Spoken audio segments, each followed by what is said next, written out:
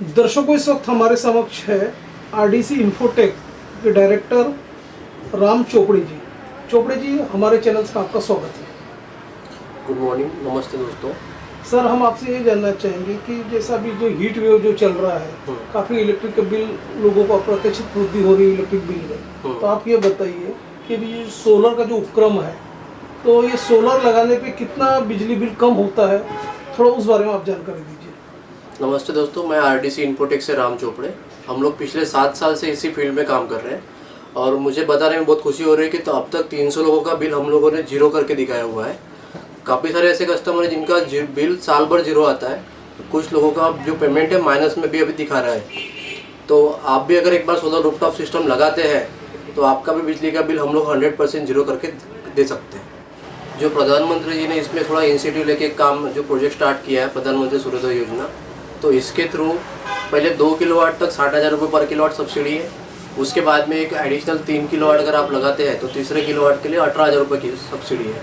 ऐसा कुल मिला के 3 किलोवाट के लिए गवर्नमेंट की तरफ से 70,000 सब्सिडी मिल रही है। अगर आप 4 किलोवाट भी लगाते हैं तो आपको जो मिनिमम सब्सिडी 70,000 है वही आपको मिलेगा मैक्सिमम। 4 किलोवाट 3 किलोवाट के अबव जितना भी आप लगाओगे आपको सब्सिडी 70,000 ही मिलने वाली है। काफ़ी कंज्यूमर में एक संभ्रम रहता है कि जो नेट मीटरिंग जो होती है सोलर में जो एक्सेस बिजली जो पैदा होती है, तो जो यूज करने के बाद तो उसका कैसा हिसाब किताब रहता है, थोड़ा उस बारे में बताइए। इसमें सर आप जो जनरेट करते हो इलेक्ट्रिसिटी, वो अगर आप कंज्यूम नहीं कर पाए, जैसे कि फॉर एग्जांपल आप 300 यूनिट 3 किलोवाट का प्लांट लगाते हैं, आपका जनरेशन हो रहा है 400 यूनिट्स। अगर आप करंट मंथ में 200 यूनिट अगर यूज़ करते हैं तो बचे हुए जो 200 यूनिट्स है वो आप 31 मार्च तक कभी भी यूज़ कर सकते हैं। तो ऐसे ही कैरी फॉरवर्ड होते जाता है 31 मार्च तक। अगर 31 मार्च तक अगर आपके बहुत सारे यूनिट्स बैलेंस रहे एमएससीबी की तरफ, तो एमएससीबी उसका आपको क्रेडिट देते हैं, जो भी मिनिमम टैरिफ चार्जेस होता है। जैसे फिलहाल अभी करंटली चल रहा है 4 रुपये 42 पैसे, तो उसके हिसाब से आपको अप्रैल महीने के बिल में उसका क्रेडिट मिलता है। तो नेक्स्ट जो भी आपका बिल आएगा, मिनिमम बिल अमाउंट जो आता है मीटर चार्जेस का, वो उसमें से डिडक्ट होते जाता है और इस तरीके से आपका बिजली का बिल जीरो हो सकता है। मार्केट में कई तरह की सोलर कंपनियां हैं जो अनेक तरह के लिक्विडिटी ऑफर्स देते जा रही है। तो आप ये बताइए कि जब आरडीसी इन्फोटेक की जब हम बात करते हैं तो आप क्या बेस्ट दे रहे हैं कस्टमर को, उस बारे में बताइए। RDC infotech sir specially brand में काम करता है। किसी भी लोकल ब्रांड में या लोकल चीज़ में हम लोग काम नहीं करते हैं। जैसे कि हम लोग पैनल जो है विक्रम, पैनासोनिक, अदानी ऐसे ब्रांडेड बड़े बड़े कंपनी के पैनल्स लगाते हैं, जो अभी भी सर्विस दे रही है और फ्यूचर में भी सर्विस देती रहेंगी। और जो इन्वर्टर हम लोग लगाते हैं वो लगाते हैं हैवल्स कंपनी का, Havells, Anchor by Panasonic, Polycab, ऐसे 3-4 कंपनी के इन्वर्टर हम लोग प्रोवाइड करते हैं। हम लोग का ब्रांड सिलेक्शन के पीछे का इंटेंशन ये है कि आगे चल के कस्टमर को सर्विस प्रॉपर मिले।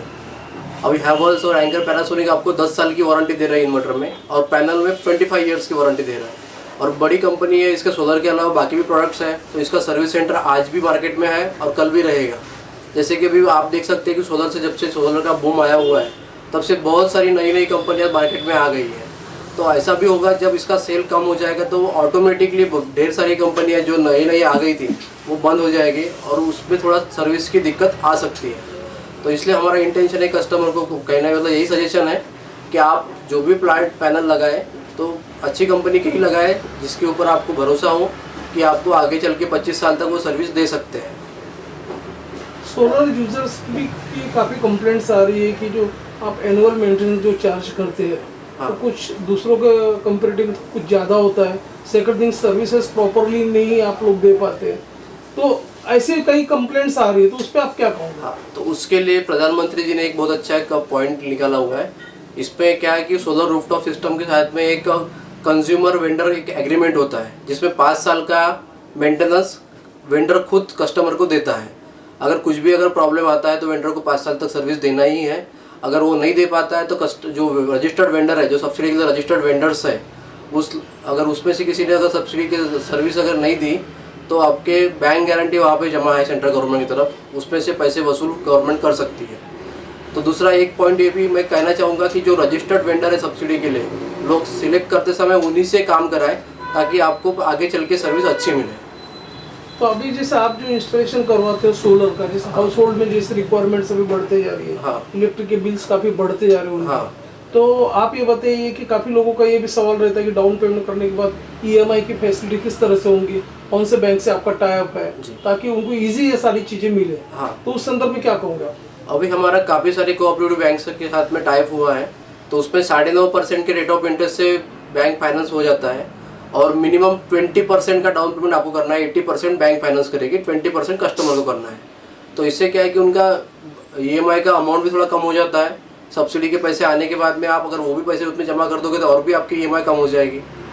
तो काफ़ी सारी बैंक हैं, शिक्षक सहकारी बैंक है, नागपुर नागरिक बैंक है, TJSB बैंक है, अकोला अर्बन है, ऐसी काफ़ी सारी कोऑपरेटिव बैंक है जो सोलर के लिए 9.5% के रेट ऑफ इंटरेस्ट से लोन प्रोवाइड कर रही है। और चलते चलते हमारे दर्शकों को आप ये भी बताइए कि जैसे हाउस होल्ड डोमेस्टिक यूजर्स के अलावा यदि कॉर्पोरेट सेक्टर से आपके पास काम आता है तो किस तरह के रिलैक्सेशन, किस तरह के आपके फैसिलिटीज आप प्रोवाइड करते हो, तो उस बारे में बताइए। अगर कॉर्पोरेट लेवल की भी कोई इंक्वायरी आती है तो वो लोग उसमें भी हम लोग काम करते हैं। जैसे हॉस्पिटल्स हो गए, बड़े बड़े होटल्स हो गए, उसमें भी काम कर सकते हैं। तो उसमें सब्सिडी का बेनिफिट तो नहीं मिलेगा कॉर्पोरेट का क्लाइंट को, लेकिन उनको GST का बेनिफिट मिल जाएगा। और दूसरी चीज़, उसका थोड़ा रेट भी थोड़ा कम होता है। DCR पैनल थोड़े महंगे होते हैं, जो सब्सिडी वाले पैनल से थोड़े महंगे होते हैं, और नॉन DCR पैनल थोड़े सस्ते होते हैं। सेल के बाद जो सर्विसेज का जो पार्ट आता है, हाँ। तो आप ये बताइए कि आपके पास किस तरह के स्किल्ड पर्सन है ताकि प्रॉपर सर्विस प्रोवाइड कर सके आप यूजर्स को, उस बारे में बताइए। अभी हमारे पास में लगभग 7 से 8 लोगों की टेक्निकल लोग हमारे साथ में जुड़े हुए हैं। अगर कोई भी इशू आता है तो वो लोग जाके सॉर्ट आउट करते हैं। और सेकंड थिंग, हम लोग कंटिन्यूसली कंज्यूमर के जो बिल्स का जो डेटा है वो कंटिन्यूसली ऑफिस में मॉनिटर होता है। अगर किसी का जनरेशन प्रॉपर नहीं हो रहा तो उस टाइम पे टेक्नीशियन जाके अटेंड करता है।